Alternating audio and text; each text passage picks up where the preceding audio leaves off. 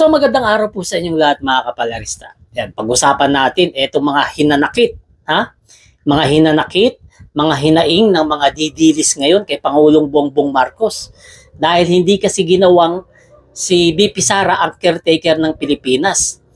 Paglabag daw yan sa konstitusyon. May nilalabag daw si Pangulong Bongbong Marcos na batas sa konstitusyon.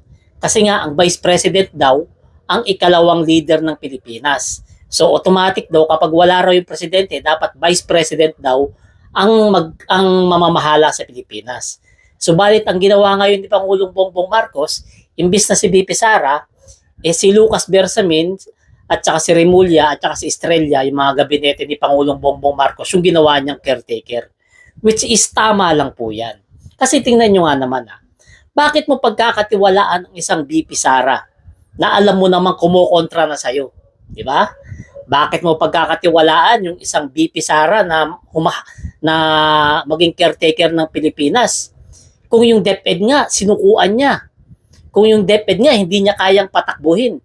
Pilipinas pa kaya? Kaya tama lang talaga na hindi si BP Sara ang ginawa niyang caretaker. Kasi hindi mapagkakatiwalaan. Kasi mahirap na. Alam naman natin, di ba?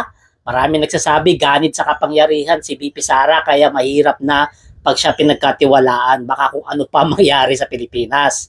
Kaya tama lang talaga na hindi siya yung pagkatiwalaan ni Pangulong Bongbong Marcos. At least kahit pa paano, may peace of mind si President BBM na hindi mawawala sa kanya yung pwesto na ibinoto siya ng mga tao.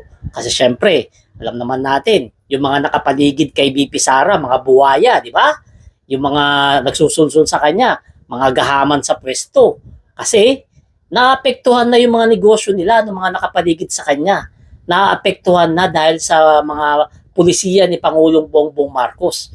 Yung mga ginagawa dati ng mga nakapaligid sa kanya, hindi na magawa dahil sa mga pinapatupad ni Pangulong Bongbong Marcos. Kaya tama lang na hindi si BP Sara ang ginawang caretaker. Di ba? Kasi hindi rin naman talaga niya kaya. Kasi sa tingin ko si BP Sara kasi ay weak leader. Kasi nga yung DepEd nga hindi niya kinaya. Di ba? Pilipinas pa kaya. So kayo mga kapalarista, sa tingin nyo, okay lang ba na hindi si BP Sara yung ginawang caretaker ngayong wala si Pangulong Bongbong Marcos? Comment nyo na lang inyong reaction para natin mapag-usapan. Salamat.